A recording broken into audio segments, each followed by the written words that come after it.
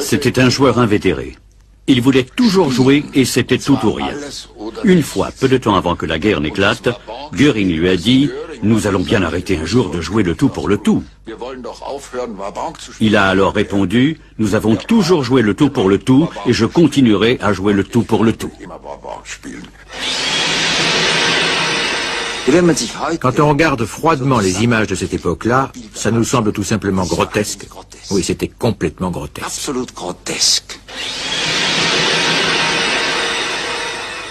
Ce que Hitler appelait du courage, c'était à vrai dire la psychose d'un fou qui jouait le tout pour le tout. Il y a comme ça des gens qui aiment prendre les plus grands risques pour le seul plaisir de ressentir des émotions fortes. Ce n'était donc certainement pas un réaliste. Bei Diktaten wirken wir nicht mit. Jemand muss in Deutschland kommen und muss sagen, den Frieden wollen wir, aber diese ununterbrochene Entrückung lehnen wir ab. Und die Entbehrung akzeptieren wir nicht.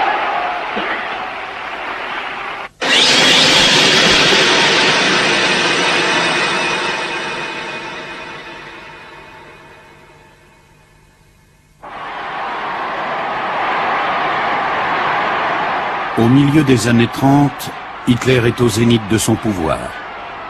Un pouvoir qu'il a conquis par le chantage. Il a fait pression sur son propre parti et en a pris la tête.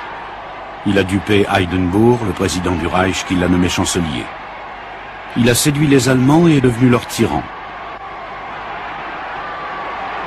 Désormais, ce sont les autres peuples qu'il va duper et oppresser, en revêtant l'habit d'un ange de la paix qui ne semble poursuivre qu'un seul objectif, lever les lourdes contraintes du traité de Versailles.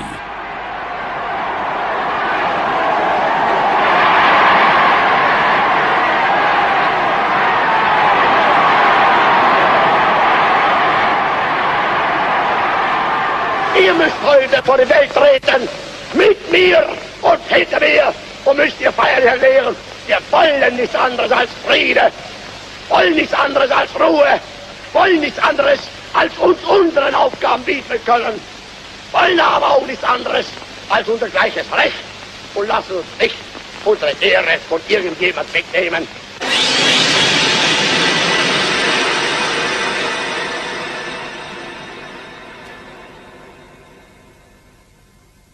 Das deutsche Volk ist nicht mehr das Volk der Ehrlosigkeit, der Schande, der Selbstzerfleischung, der Kleinmütigkeit und Kleingläubigkeit. Nein, Herr, das deutsche Volk ist wieder stark geworden in seinem Geiste, stark in seinem Willen, stark in seiner Beharrlichkeit, stark in Ertragen aller Opfer. Herr, wir lassen nicht von dir, nun säge unseren Kampf um unsere Freiheit und damit um unser deutsches Volk und Vaterland.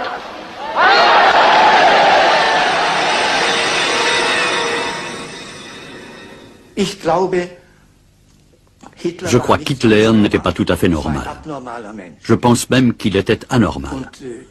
Son anormalité était certainement quelque chose d'exceptionnel.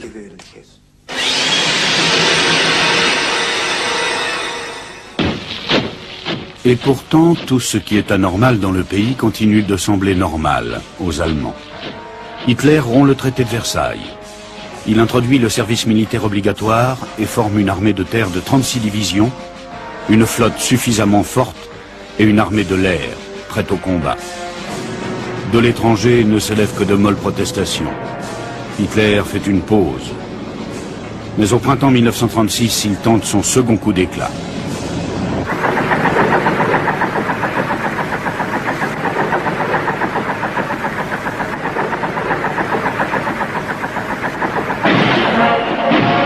Il envoie 30 000 hommes dans la zone démilitarisée de la Rhénanie. À ce moment-là, il est évident qu'Hitler ne respecte plus le traité de Versailles. Pourtant, les puissances occidentales ne manifestent aucune réaction. Elles se contentent d'observer le déroulement des opérations. Elles voient en Hitler un combattant de la première heure de la Russie bolchevique, mais elles perdent ainsi une bonne occasion de stopper militairement cet ange de la paix qui vient d'Allemagne. Le moment où Hitler a vraiment joué le tout pour le tout, c'était, je crois, le jour de l'occupation de la Rhénanie. Les puissances occidentales auraient pu saisir cette occasion pour le renverser. À ce moment-là, elles en avaient vraiment la possibilité. Mais il n'en fut rien.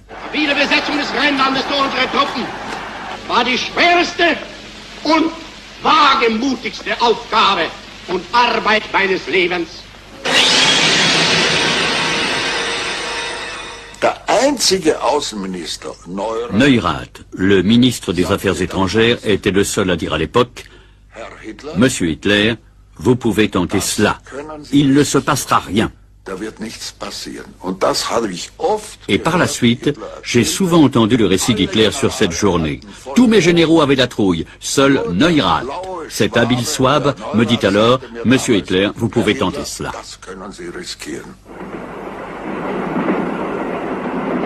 Sur le chemin du retour, le maître de l'Allemagne, triomphant et soulagé de l'indécision de ses adversaires après son coup d'éclat en Rhénanie, confie à ses collaborateurs « Comme je suis content. Mon Dieu, comme je suis content que tout se soit déroulé sans la moindre difficulté. Oui, le monde appartient à celui qui prend des initiatives. Dieu l'aide. » Il demande à entendre le prélude de Parsifal de Wagner. Il se met à méditer. Je fonde ma religion sur Parsifal, sans humilité aucune, car c'est uniquement en habit de héros que je peux servir Dieu.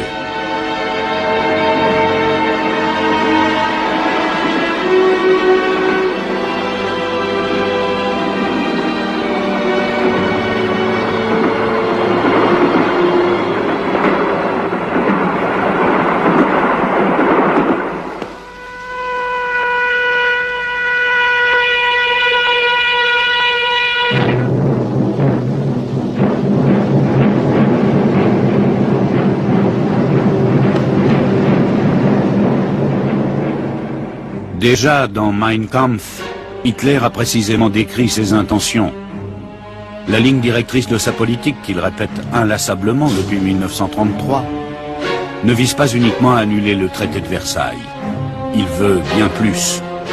Son but est de conquérir par la force et la violence des territoires et de créer ainsi un grand Reich purifié des Juifs.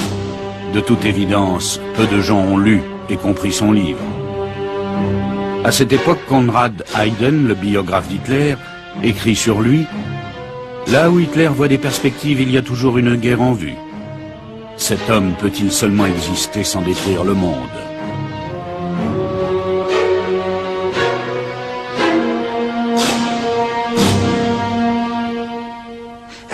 Il avait un côté génial, c'est indéniable, mais c'était un génie du mal.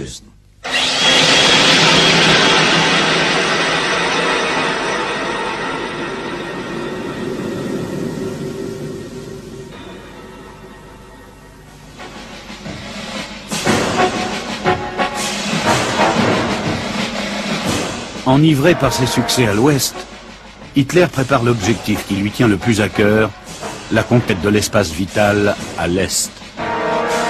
Pour régler la question de l'espace allemand, le seul moyen qui existe est d'avoir recours à la violence, proclame-t-il lors d'une conférence à huis clos, sans rencontrer de contradiction majeure de la part de ses généraux. Le premier pays frontalier à se trouver dans son collimateur, l'Autriche.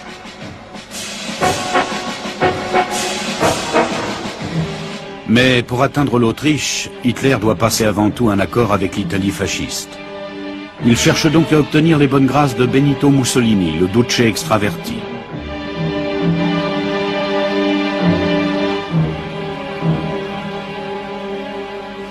Che nell'apparato economico del mondo contemporaneo.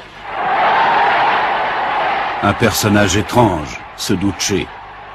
Ses attitudes, ses mimiques font de lui à la fois un tribun du peuple et un comédien. Les discours de Mussolini, de véritables pièces de théâtre.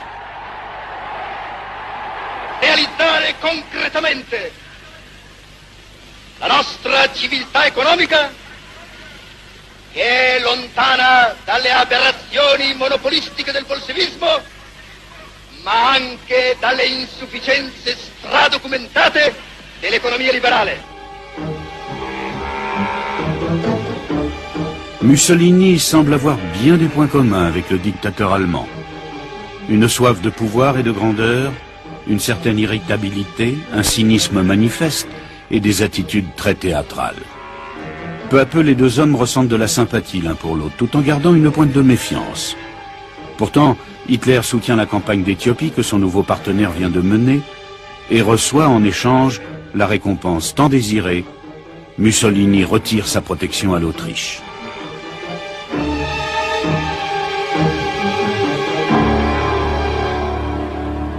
Hitler en profite pour exercer plus de pression encore sur Schuschnigg, le chancelier fédéral autrichien, qui cherche désespérément des alliés. Mais ni l'Angleterre ni la France ne consentent à lui prêter main forte. Schuschnigg se voit donc obligé de lutter seul.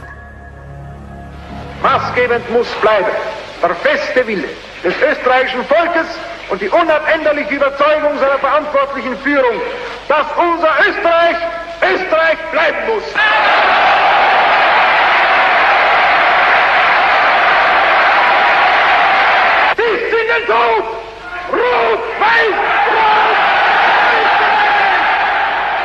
Les nationaux-socialistes ne sont pas encore représentés au Parlement autrichien.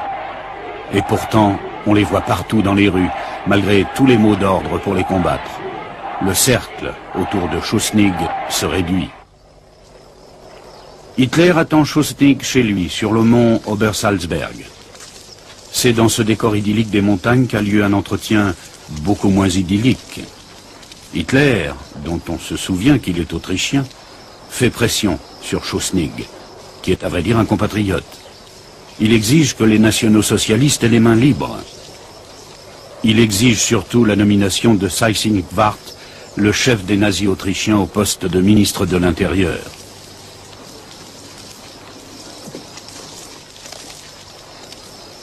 Hitler impose un délai de 7 jours à Schuschnigg et lui lance en le jetant dehors: « N'allez pas croire que vous pourrez me retenir ne serait-ce qu'une demi-heure. Qui sait, j'aurais peut-être atteint Vienne en un éclair comme la tempête du printemps. Alors vous verrez ce que vous allez vivre. »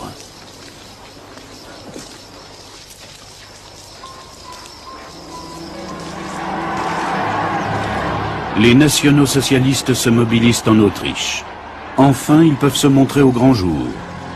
Schuschnigg rejette les revendications d'Hitler et tente d'organiser un référendum. Il veut prouver que ce n'est pas Hitler que les Autrichiens suivent, mais bien lui. Cependant, il subit une forte pression de Berlin qui le contraint à abandonner ses projets. Pressé par Göring, Hitler menace Schuschnigg d'envoyer ses troupes sur le sol autrichien.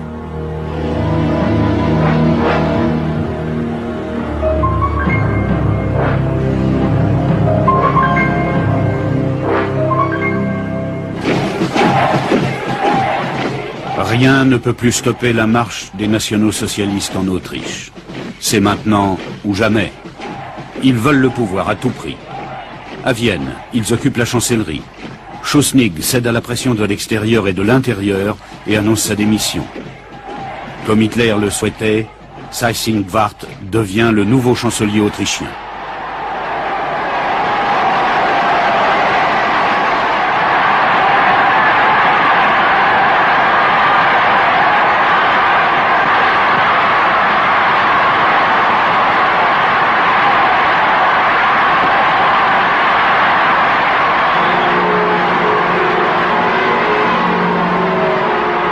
Puis Hitler se rend lui-même en Autriche.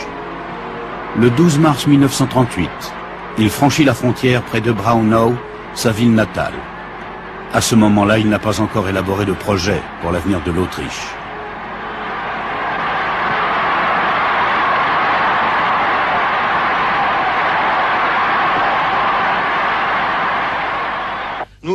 C'est seulement à l'arrivée d'Hitler en Autriche que la foule explose, que tous ces gens l'accueillent avec tellement de joie que lui-même n'y a certainement pas cru au début. À bord d'une voiture décapotable, il traverse plusieurs villes autrichiennes. La foule lui réserve un accueil triomphal.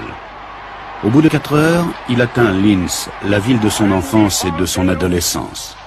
Mich, einst aus dieser Stadt heraus, zur Führung des Reiches berief, dann muss sie mir damit einen Auftrag erteilt haben.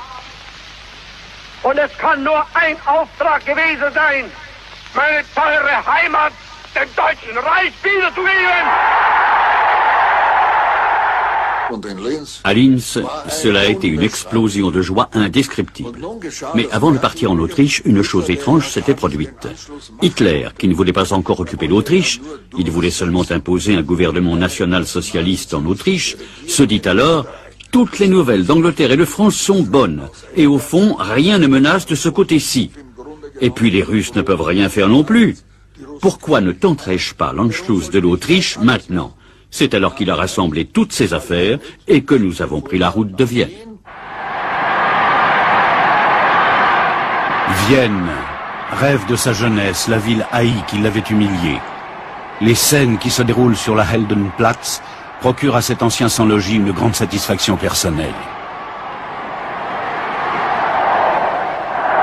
Deutsche Männer und Frauen,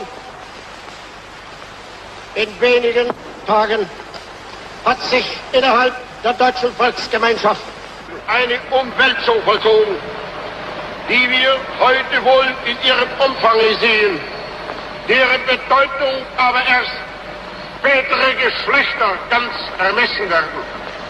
Ich proklamiere nunmehr für dieses Land seine neue Mission.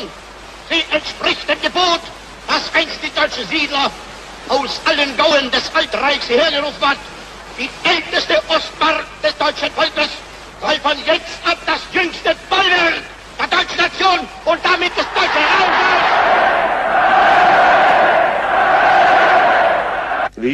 Nous savons bien que l'Autriche, après la Première Guerre mondiale, fut appelée l'Autriche allemande. Il y a donc toujours eu des aspirations pan-germanistes. Mais il y avait déjà une très forte opposition. Et je dirais que 50% de la population était pour, et 50% contre. Mais il ne faut pas oublier que les nazis avaient déjà pris le pouvoir, avant même que les troupes d'Hitler n'entrent en Autriche. Les premières personnes qui ont été envoyées dans les camps de concentration ont été arrêtées bien avant que les frontières soient ouvertes.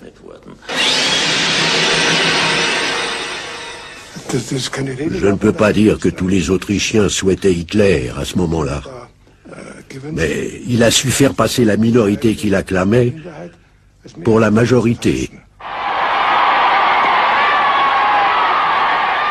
Als Führer und Kanzler der deutschen Nation und des Reichs melde ich vor der deutschen Geschichte nunmehr den Eintritt meiner Heimat in das Deutsche Reich.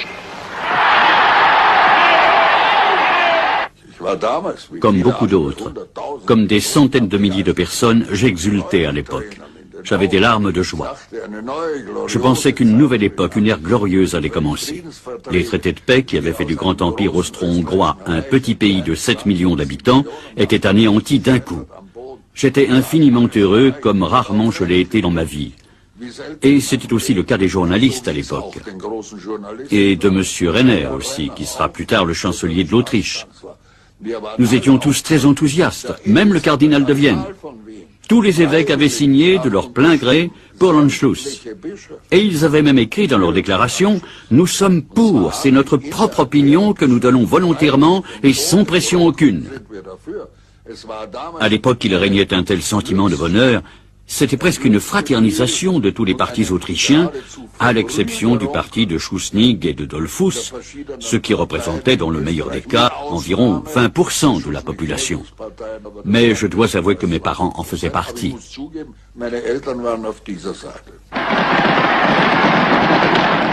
Dans l'ivresse des sentiments, les actes de violence passent inaperçus. Mais avec Hitler, c'est la barbarie qui fait son apparition. Les victimes sont surtout des juifs et des opposants à l'Anschluss. Des centaines de personnes se donnent la mort.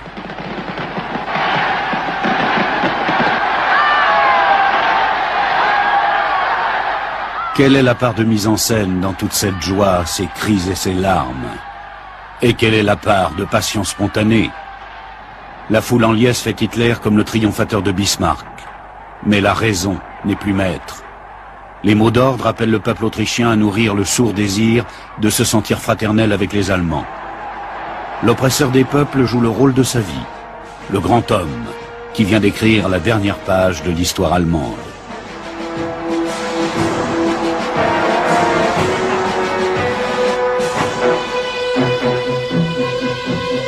Les puissances occidentales se montrent inquiètes après l'Anschluss de l'Autriche, mais n'envisagent toujours pas de lancer une action militaire. Le dictateur va profiter de leur indécision.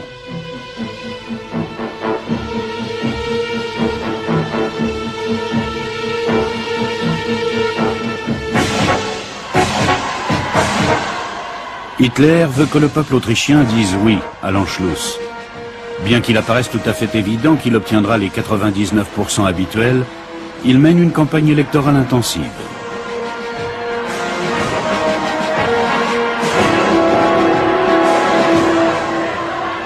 Diese Bewegung aber und dieses heutige Deutschland, sie sind beide mein Werk. Ich habe dieses Reich so lieb gewonnen. Und da wundert sich jemand, dass dann bei mir auch die Sehnsucht Leben war, diesen teuersten Reich, meine eigene Heimat einzufügen. Dieses Land und dieses Volk kommt nicht zum Reich in einer demütigenden Rolle. Ich selber führe euch ein.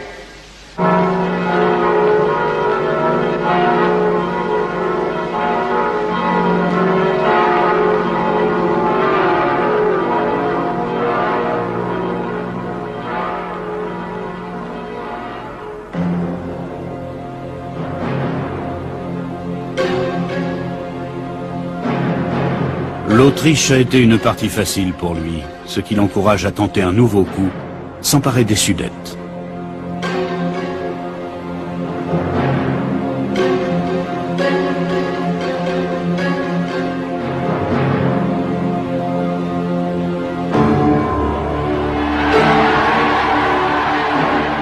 Konrad Inlein, le chef du parti allemand des Sudètes, joue le cheval de Troie dans le plan d'Hitler.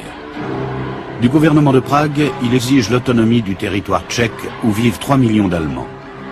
Sur le mot d'ordre « Rattachons-nous au Reich », de grands rassemblements sont organisés. Sur les ordres d'Hitler, Inlein pose des revendications de plus en plus précises. La propagande fait Hitler comme le sauveur des Allemands des Sudètes. Ceci ne représente pour lui qu'un moyen de parvenir à ses fins, car il nourrit d'autres desseins.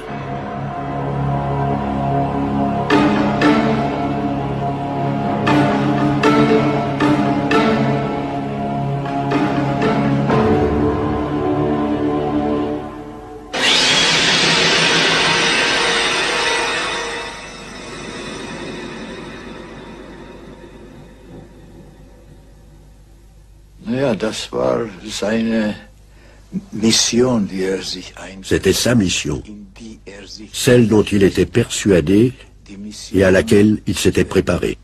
Et il faut bien parler de mission, car dans ses discours, le terme de providence revenait sans cesse. Il était convaincu qu'il avait été envoyé par la Providence pour libérer le peuple allemand, pour lui donner ou pour conquérir avec lui ce qui lui revenait. D'où ce gigantesque programme d'expansion qu'il ne pouvait réaliser sans la guerre.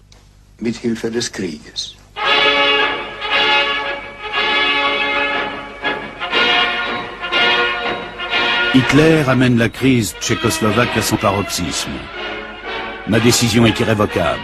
Dans un avenir proche, j'anéantirai la Tchécoslovaquie par une action militaire, annonce-t-il en fixant la date du 1er octobre 1938.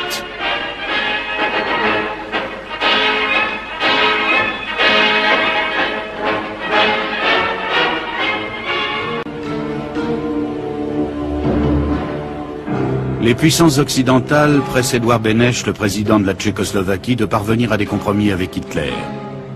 Les Français et les Britanniques misent sur la politique de l'appeasement, plutôt l'apaisement que la guerre. Ils veulent défendre la paix pour pouvoir gagner du temps.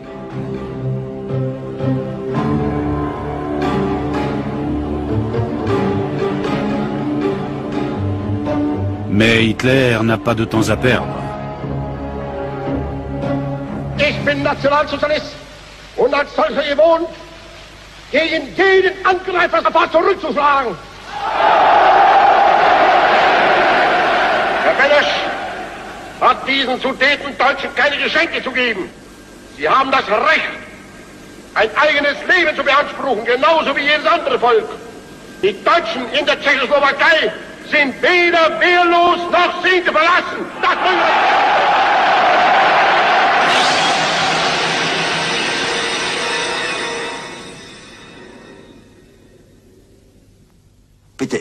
Je ne veux imposer à personne de lire Mein Kampf, car ce livre est si mal écrit que toute personne qui connaît un peu la grammaire et la littérature allemande souffre terriblement en lisant ce livre. Je suis fermement convaincu qu'il l'a écrit d'une traite sans le corriger.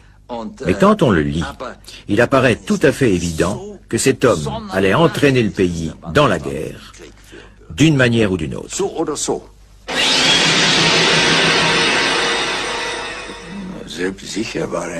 Certainement Hitler était un risque-tout. Mais il avait une tactique bien au point.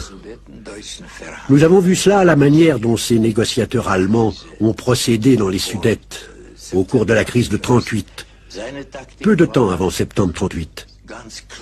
Sa tactique était la suivante. Il ne posait au début que de petites exigences. Et une fois qu'elles étaient satisfaites, il posait d'autres conditions, mais plus lourdes encore que les premières. C'était également la tactique que le parti allemand des Sudètes a utilisée dans les négociations avec le gouvernement tchécoslovaque au cours de l'année 1937-1938. Chaque fois que le gouvernement tchécoslovaque disait « Nous acceptons cette revendication », les Allemands des Sudètes renchérissaient aussitôt. Leur but était d'empêcher la réalisation de tout accord. C'était la directive de Berlin. Le discours d'Hitler provoque des troubles sanglants dans les Sudètes. Le gouvernement tchécoslovaque proclame l'état d'urgence.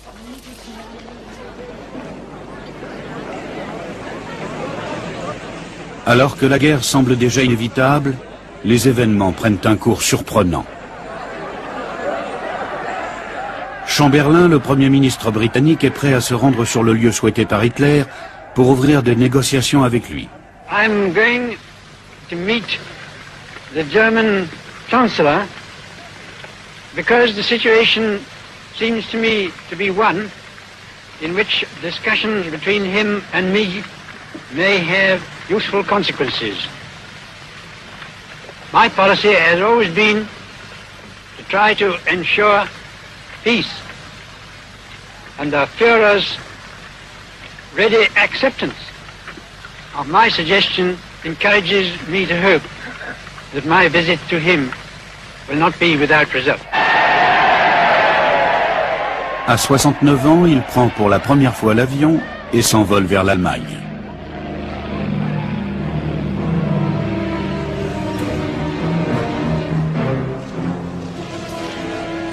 Après un voyage qui dure 7 heures, il arrive enfin sur le mont Obersalzberg. D'emblée, Hitler exige les Sudètes, en se réclamant du droit des peuples à disposer d'eux-mêmes. 300 Allemands des Sudètes ont été tués, prétend Hitler. Il faut régler cela au plus vite.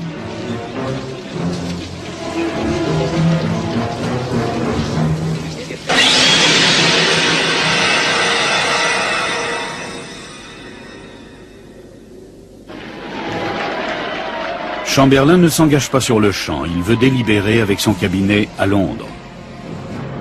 À peine a-t-il quitté le sol allemand qu'Hitler aggrave la crise. Il ordonne à Heinlein de former des corps francs avec les Allemands des Sudètes et d'occuper les villes d'Eger et d'Asch. La presse se fait l'écho de la campagne d'actes abominables qui s'ensuit.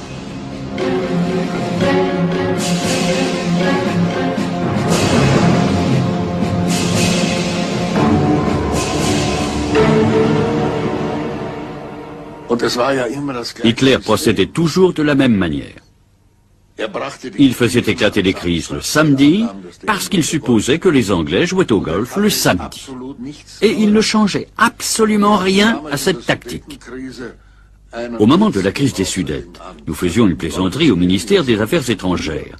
Nous disions, « Mon Dieu, revoilà déjà cette petite vieille de souche allemande qui veut à tout prix être rattachée au Reich sous les coups de crosse des soldats barbares. »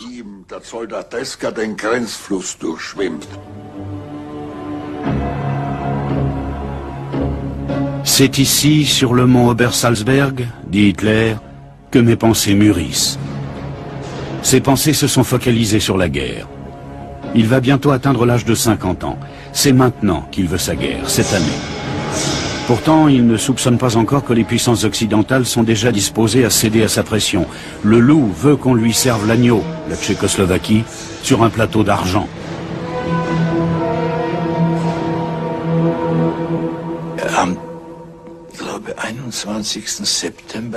Le 21 septembre 1938, je crois, le gouvernement tchécoslovaque a fait savoir qu'il acceptait les revendications de l'Ouest.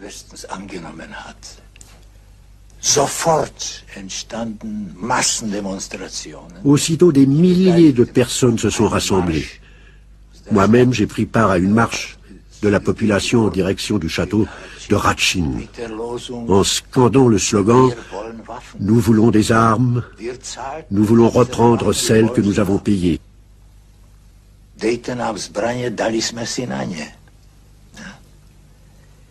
Le lendemain a eu lieu le plus grand rassemblement que la Tchécoslovaquie ait jamais connu devant le Parlement de l'époque, le Rudolfinum. Là, on a exigé du gouvernement qu'il renonce, qu'il démissionne et qu'un nouveau gouvernement élu par le peuple soit formé pour défendre le pays. Et de nouveau, Chamberlain rencontre Hitler, cette fois-ci à Bad Godesberg. European peace is what I am aiming at, and I hope that this journey may open the way to get it. Chamberlain apporte à Hitler un cadeau inespéré. La Grande-Bretagne, la France et la Tchécoslovaquie consentent à céder les Sudètes à l'Allemagne. À son grand étonnement, Hitler n'accepte pas cette offre et se montre plus exigeant encore. Maintenant, il revendique les territoires tout de suite et refuse toute consultation avec la Tchécoslovaquie.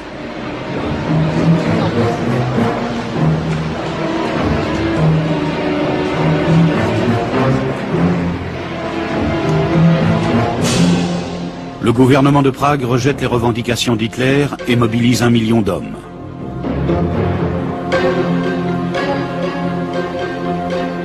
Le cabinet britannique ne semble pas vouloir céder à la pression.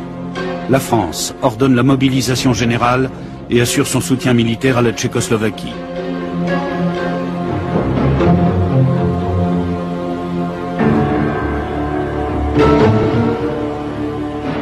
Hitler joue encore une fois le rôle du maître chanteur.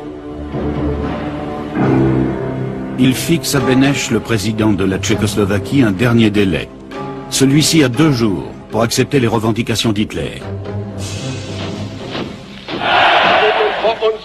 Das letzte Problem, das gelöst werden muss und gelöst werden wird. Es ist die letzte territoriale Forderung, die ich in Europa zu stellen habe. Aber es ist die Forderung, von der ich nicht abgehe und die ich fordere durch will werden. Ich habe Herrn Beneš ein Angebot gemacht. Es ist nichts anderes als die Realisierung dessen, was er selbst schon zugesichert hat. Er hat jetzt in seiner Hand Frieden oder Krieg. Er wird entweder dieses Angebot jetzt akzeptieren und den Deutschen endlich die Freiheit geben, oder wir werden diese Freiheit uns jetzt holen. Wir sind entschlossen. Herr Beneš mag es will.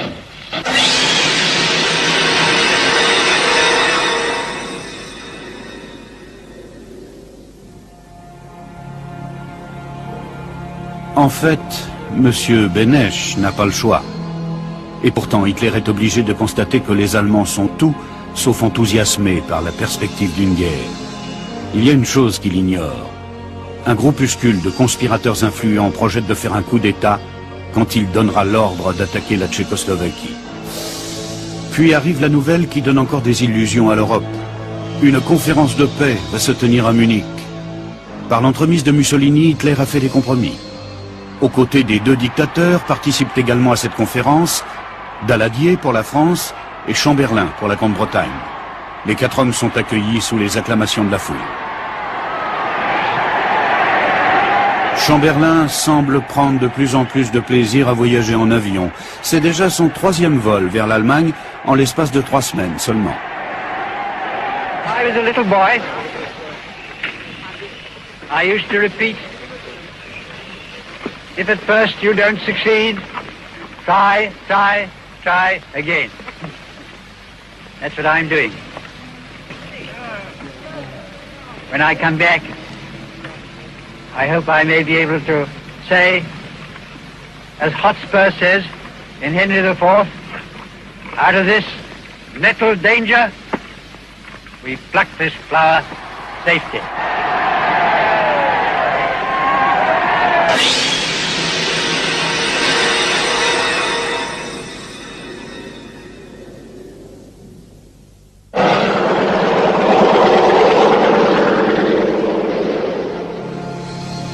La conférence de Munich débute le 29 septembre 1938 par un accueil amical des participants. Les Allemands espèrent la paix, tandis que leur fureur continue de brandir la menace de la guerre. Ou bien la conférence apporte rapidement des solutions, ou bien ce seront les armes qui s'en chargeront, déclare Hitler catégoriquement. Les délégués tchécoslovaques ne sont pas conviés au débat. Hitler s'oppose à leur participation.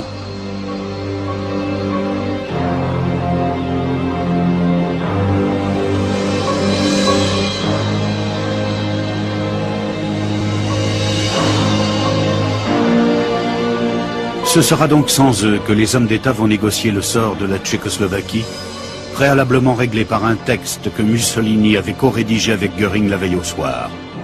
Les accords de Munich scellent définitivement, à 1h30 du matin, le sort de la Tchécoslovaquie. Ils prévoient l'occupation des Sudètes en 4 étapes. Par ailleurs, les Britanniques et les Français doivent garantir les nouvelles frontières de cet État, rétrécies comme une peau de chagrin. Le coup d'État qui était prévu contre Hitler n'a pas eu lieu. Pour les conspirateurs, c'était la dernière chance de renverser le pouvoir avant l'éclatement de la guerre. Le peuple allemand est soulagé de l'issue de la conférence. On est rentré à la maison avec le sentiment qu'au moins une solution avait été trouvée. La Tchécoslovaquie avait cédé les territoires frontaliers, où vivaient des Allemands, où l'on parlait allemand, dans la paix. On avait ainsi évité la guerre. C'était le sentiment de soulagement qui dominait à l'époque.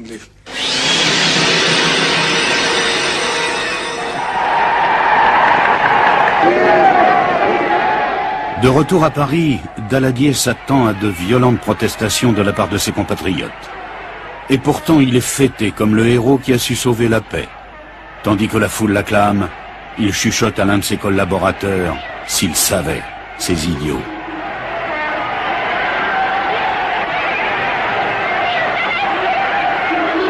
Chamberlain ne voit pas les accords de Munich comme une défaite. Au contraire, il pense qu'il a ainsi empêché Hitler de déclencher une guerre, tout au moins pour le moment. Il a réussi à gagner du temps pour préparer l'Angleterre. Is, in my view, only the prelude to a larger settlement in which all Europe may find peace. Ce fut une terrible trahison de la part de nos alliés, qui, dès la naissance de la Tchécoslovaquie, nous avaient toujours assuré qu'ils garantiraient notre indépendance, notre liberté et notre sécurité. Ils nous ont trahis.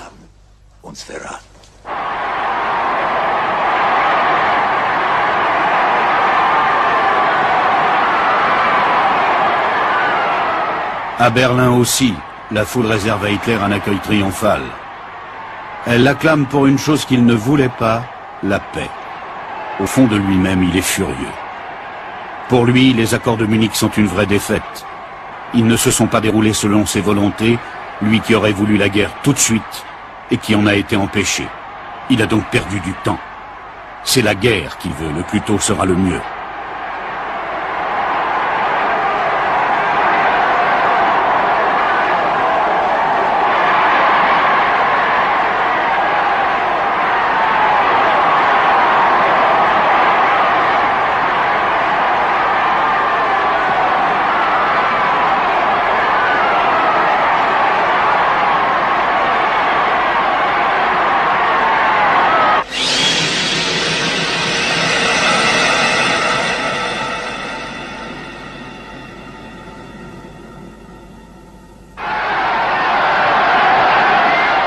Le 3 octobre 1938, les troupes allemandes occupent les Sudètes. Quelques heures plus tard, Hitler aussi franchit la frontière encore existante. Après l'Autriche, c'est la deuxième victoire qu'il remporte.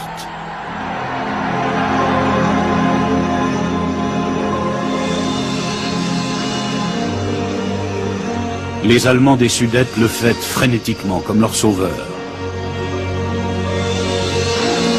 Or, les sentiments que sa venue déclenche ne sont pas seulement d'ordre politique.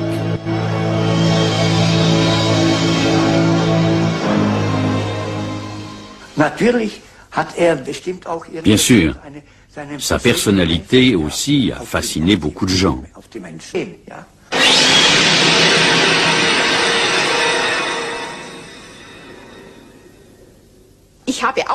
Comme beaucoup d'autres, j'ai lancé des fleurs à Hitler et j'ai versé des larmes de joie. J'ai du mal à exprimer par des mots la fascination qu'il exerçait sur nous et que nous ressentions toutes lorsque nous approchions de lui. Le fait que cette fascination ait été proche de l'irrationnel contribuait certainement à augmenter notre attirance. De tout son être émanait un rayonnement qui nous transportait. Nous ne nous sentions pas seulement séduites à titre personnel. Nous avons aussi cru qu'il était autre chose qu'un politicien et qu'il avait en quelque sorte une mission à accomplir.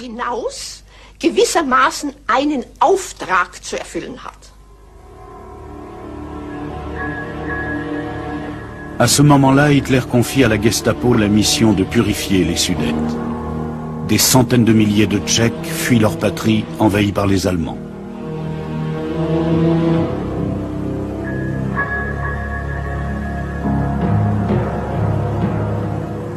La Pologne et la Hongrie s'assurent aussi une part du butin. Elles s'emparent de parcelles du territoire tchèque, le mutilant ainsi complètement.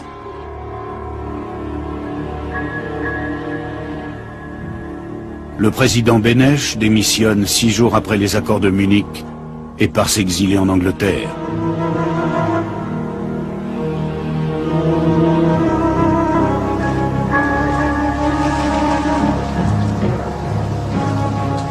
Le nouveau président de ce qui reste de la Tchécoslovaquie est Emil Hácha, un ancien juge. Il est nommé à un poste qui sera supprimé quelques jours plus tard.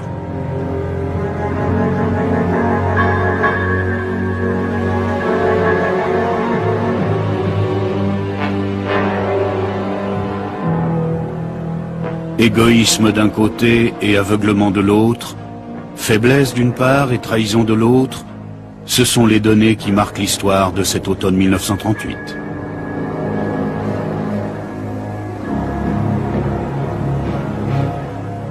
Mais la victoire dans les Sudètes n'étanche pas sa soif de la guerre. Hitler veut de nouvelles victimes. Il est fermement résolu à franchir le Rubicon. L'Allemagne a-t-elle jamais signé des traités? Hitler prévoit maintenant de s'attaquer à la Bohême-Moravie.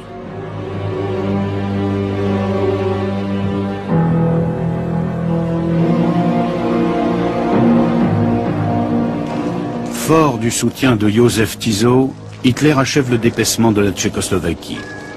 Il contraint Tiso à séparer sa Slovaquie de la Bohême-Moravie.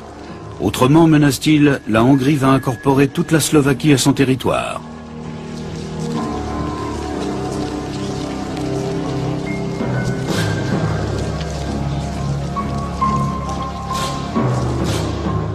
Le chantage marche. la Slovaquie proclame son indépendance le 14 mars 1939. Hácha, le président tchèque, est convoqué le soir même à Berlin. Brisé et le cœur malade, il doit attendre des heures à la chancellerie du Reich avant qu'Hitler daigne le recevoir. Demain matin à 6 heures, les troupes de la Wehrmacht pénétreront par centaines en Bohême-Moravie, déclare Hitler. Hácha est mis en demeure d'accepter l'entrée de troupes allemandes et de dissuader son peuple de résister. Lorsque Göring le menace à son tour de bombarder Prague, il a une défaillance. Soigné par le médecin personnel d'Hitler, il reprend ses esprits. Peu avant 4 heures, il signe la capitulation de la Bohême-Moravie en demandant officiellement de l'aide à Hitler. Tandis que Hácha, victime du chantage, quitte Berlin, Hitler, dans un accès d'euphorie, court vers ses secrétaires et leur dit « Mes enfants, embrassez-moi, Hácha a signé, c'est le plus grand jour de ma vie, je suis le plus grand homme de l'Allemagne, et en tant que tel, j'entrerai dans son histoire. »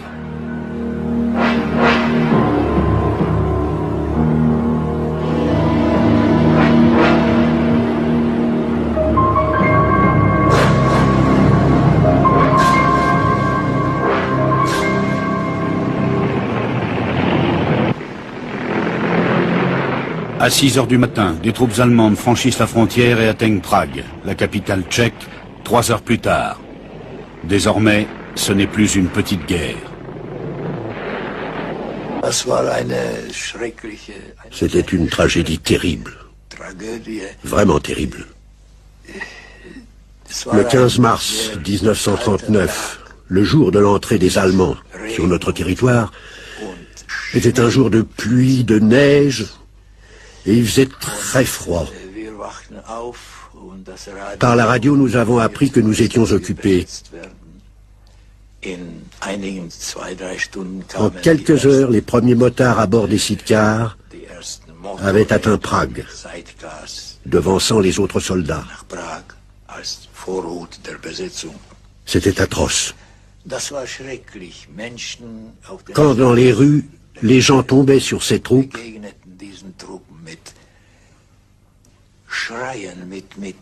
ils poussaient des cris de désespoir et pleuraient. Même les hommes pleuraient. C'était terrible.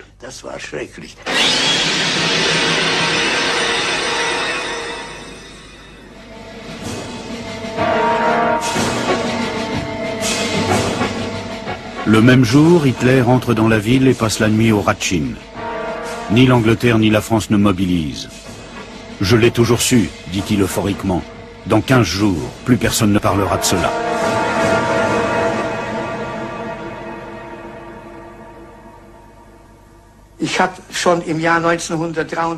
Dès janvier 1933, alors que je travaillais à l'époque dans une société d'assurance, j'ai dit à mes collègues allemands, Hitler, c'est le fossoyeur du peuple allemand.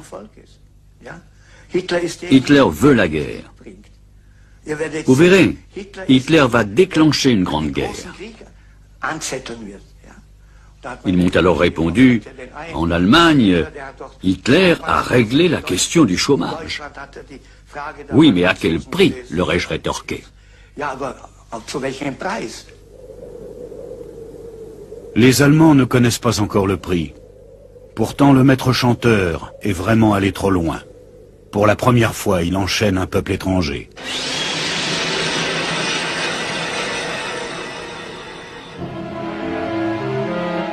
Le printemps commence à poindre, mais les colombes de la paix ne volent plus. À l'automne, la guerre éclatera.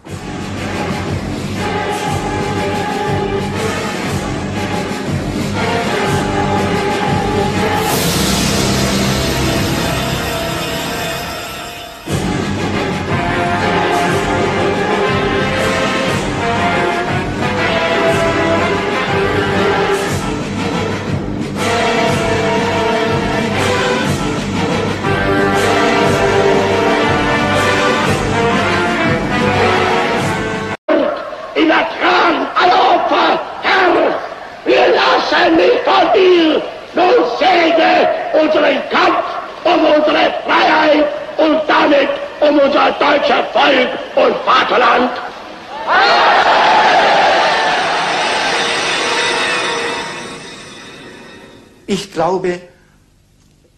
Je crois qu'Hitler n'était pas tout à fait normal. Je pense même qu'il était anormal. Son anormalité était certainement quelque chose d'exceptionnel.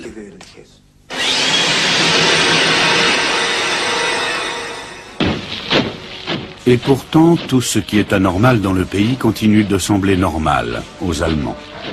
Hitler rompt le traité de Versailles. Il introduit le service militaire obligatoire et forme une armée de terre de 36 divisions, une flotte suffisamment forte et une armée de l'air prête au combat. De l'étranger ne s'élèvent que de molles protestations. Hitler fait une pause. Mais au printemps 1936, il tente son second coup d'éclat.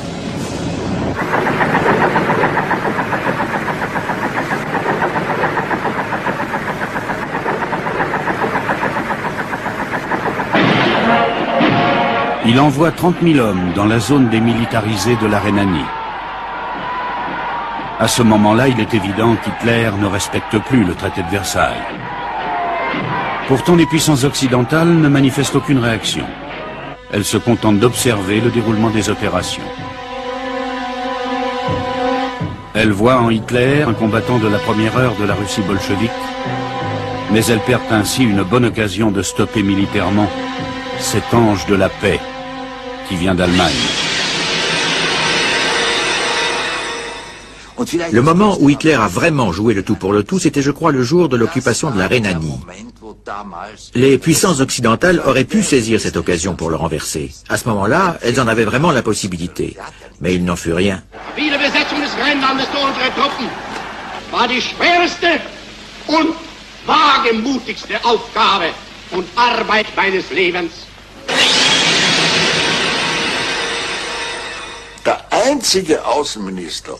Neurath, le ministre des Affaires étrangères, était le seul à dire à l'époque « Monsieur Hitler, vous pouvez tenter cela. Il ne se passera rien. » Et par la suite, j'ai souvent entendu le récit d'Hitler sur cette journée. Tous mes généraux avaient la trouille, seul Neurath. Cet habile Souabe me dit alors « Monsieur Hitler, vous pouvez tenter cela. »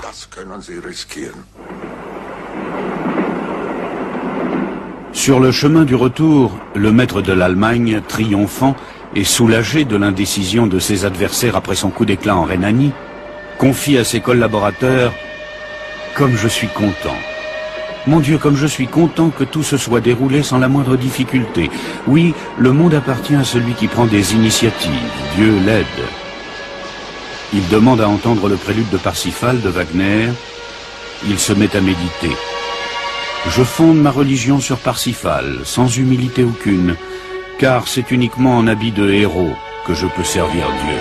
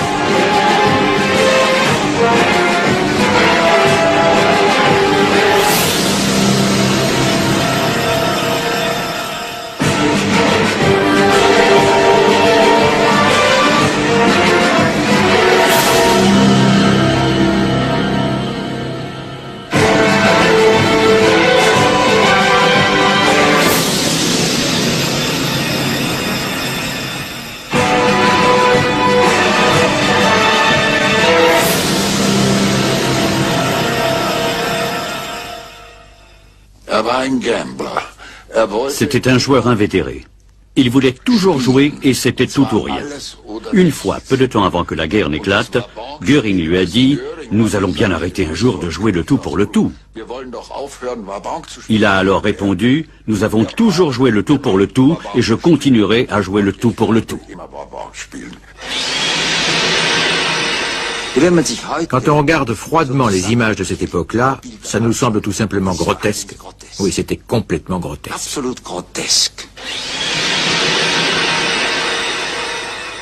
Ce que Hitler appelait du courage, c'était à vrai dire la psychose d'un fou qui jouait le tout pour le tout. Il y a comme ça des gens qui aiment prendre les plus grands risques pour le seul plaisir de ressentir des émotions fortes. Ce n'était donc certainement pas un réaliste. Bei Diktaten wirken wir nicht mit. Jemand muss in Deutschland kommen und muss sagen, den Frieden wollen wir, aber diese ununterbrochene Entrückung lehnen wir ab. Und die Entbehrung ertragen wir nicht.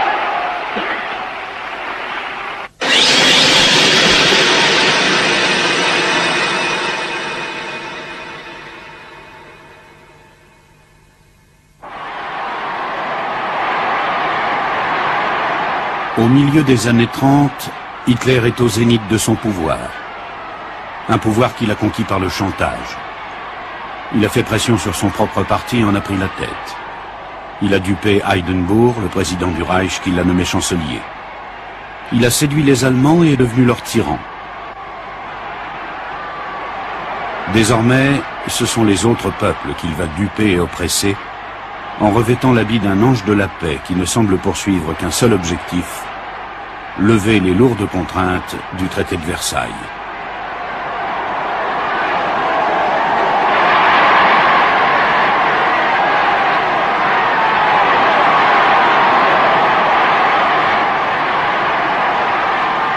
Ihr müsst heute vor die Welt treten, mit mir und hinter mir, und müsst ihr feierlich erklären, wir wollen nichts anderes als Friede, wollen nichts anderes als Ruhe, wollen nichts anderes als uns unseren Aufgaben widmen können, wollen aber auch nichts anderes als unser gleiches Recht und lassen uns nicht unsere Ehre von irgendjemand wegnehmen.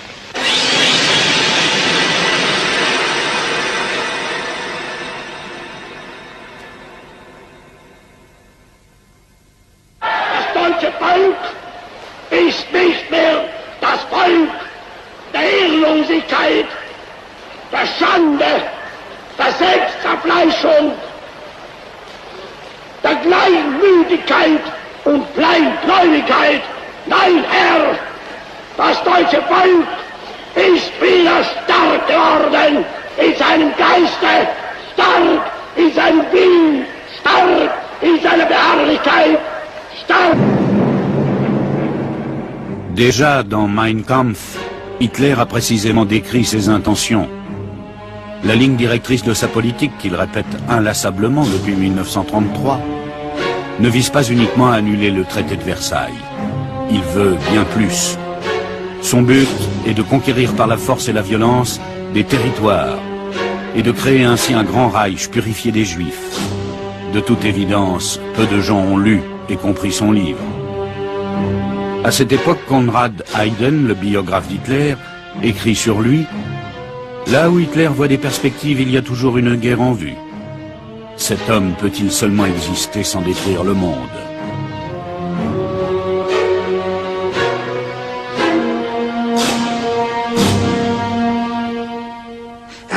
Il avait un côté génial, c'est indéniable, mais c'était un génie du mal.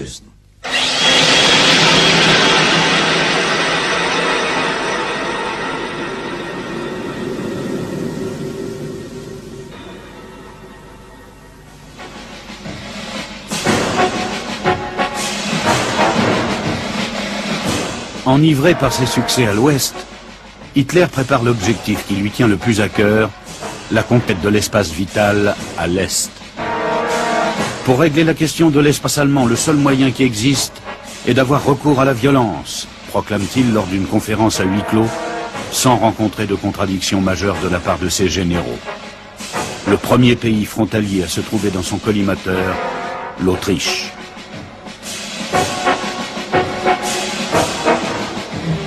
Mais pour atteindre l'Autriche, Hitler doit passer avant tout un accord avec l'Italie fasciste. Il cherche donc à obtenir les bonnes grâces de Benito Mussolini, le duce extraverti.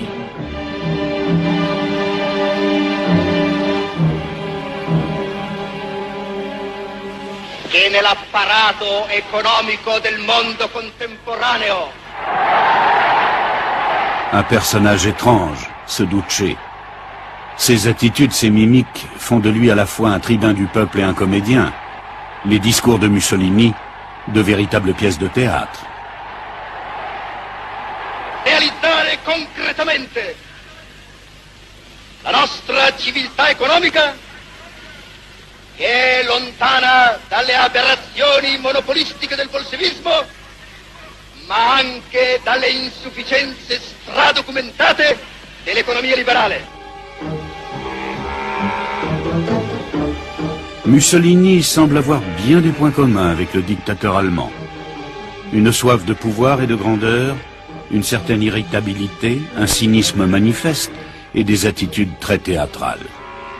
Peu à peu, les deux hommes ressentent de la sympathie l'un pour l'autre, tout en gardant une pointe de méfiance. Pourtant, Hitler soutient la campagne d'Éthiopie que son nouveau partenaire vient de mener et reçoit en échange la récompense tant désirée. Mussolini retire sa protection à l'Autriche.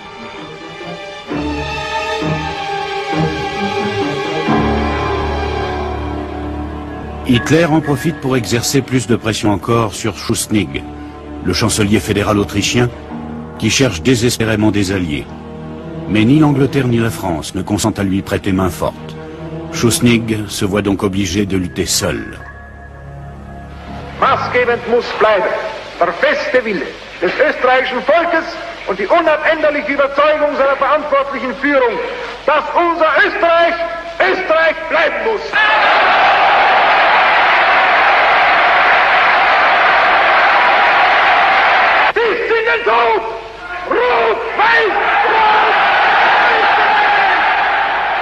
Les nationaux-socialistes ne sont pas encore représentés au Parlement autrichien. Et pourtant, on les voit partout dans les rues, malgré tous les mots d'ordre pour les combattre. Le cercle autour de Schuschnigg se réduit. Hitler attend Schuschnigg chez lui, sur le mont Obersalzberg. C'est dans ce décor idyllique des montagnes qu'a lieu un entretien beaucoup moins idyllique. Hitler, dont on se souvient qu'il est autrichien, fait pression sur Schuschnigg, qui est à vrai dire un compatriote. Il exige que les nationaux-socialistes aient les mains libres. Il exige surtout la nomination de Seyss-Inquart, le chef des nazis autrichiens, au poste de ministre de l'Intérieur.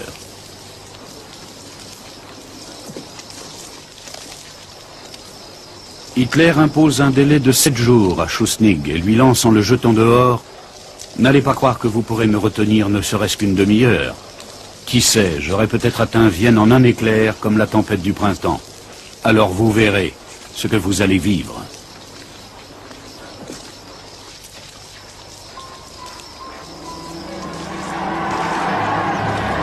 Les nationaux-socialistes se mobilisent en Autriche.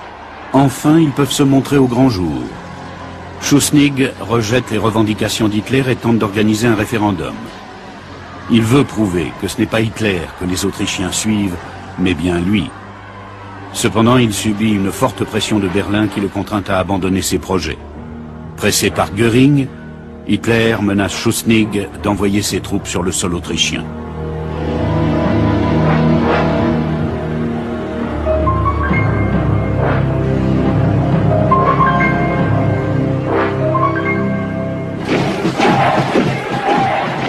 Rien ne peut plus stopper la marche des nationaux-socialistes en Autriche. C'est maintenant ou jamais. Ils veulent le pouvoir à tout prix. À Vienne, ils occupent la chancellerie. Schuschnigg cède à la pression de l'extérieur et de l'intérieur et annonce sa démission. Comme Hitler le souhaitait, Seyss-Inquart devient le nouveau chancelier autrichien.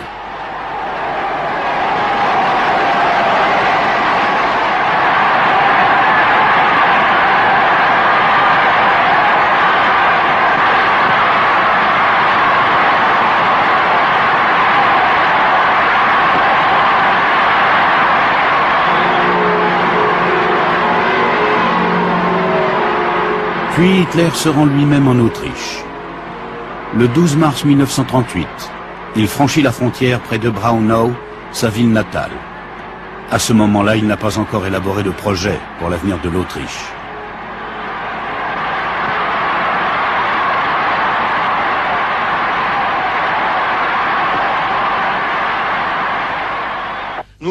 C'est seulement à l'arrivée d'Hitler en Autriche que la foule explose, que tous ces gens l'accueillent avec tellement de joie que lui-même n'y a certainement pas cru au début.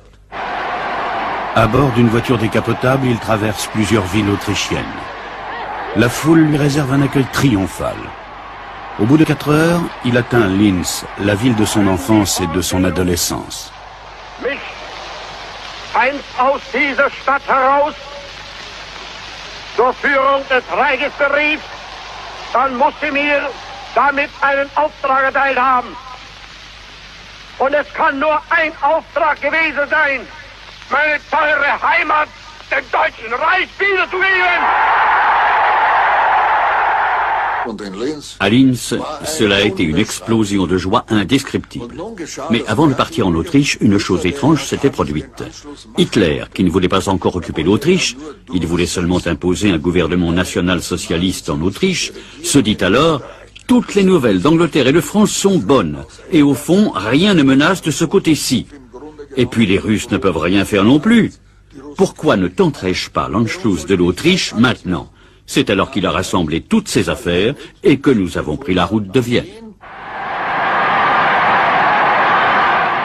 Vienne, rêve de sa jeunesse, la ville haïe qui l'avait humilié. Les scènes qui se déroulent sur la Heldenplatz procurent à cet ancien sans-logis une grande satisfaction personnelle. Deutsche Männer und Frauen, in wenigen Tagen hat sich innerhalb der deutschen Volksgemeinschaft Eine Umwälzung vollzogen, die wir heute wohl in ihrem Umfang sehen, deren Bedeutung aber erst spätere Geschlechter ganz ermessen werden. Ich proklamiere nunmehr für dieses Land seine neue Mission. Sie entspricht dem Gebot, das einst die deutschen Siedler aus allen Gauen des Altreichs hergerufen hat. Die älteste Ostmark des deutschen Volkes soll von jetzt ab das jüngste Bollwerk der deutschen Nation und damit des deutschen Raums sein.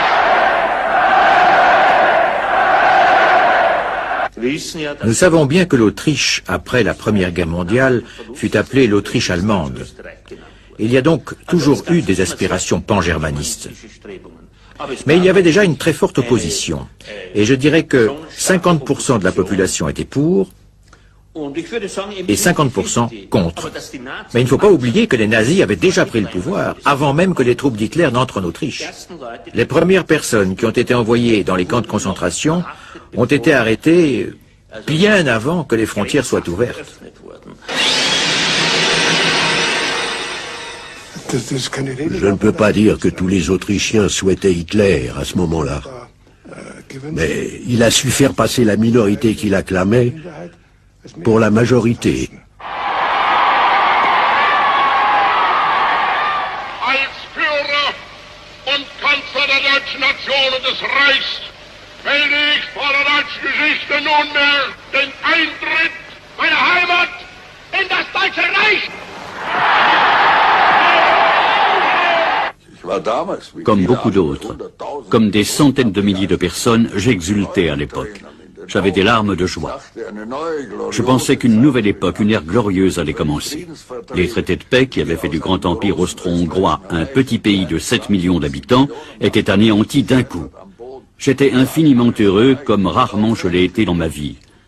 Et c'était aussi le cas des journalistes à l'époque. Et de M. Renner aussi, qui sera plus tard le chancelier de l'Autriche. Nous étions tous très enthousiastes, même le cardinal de Vienne. Tous les évêques avaient signé de leur plein gré pour l'Anschluss. Et ils avaient même écrit dans leur déclaration « Nous sommes pour, c'est notre propre opinion que nous donnons volontairement et sans pression aucune ». À l'époque, il régnait un tel sentiment de bonheur, c'était presque une fraternisation de tous les partis autrichiens, à l'exception du parti de Schuschnigg et de Dollfuss, ce qui représentait dans le meilleur des cas environ 20% de la population. Mais je dois avouer que mes parents en faisaient partie.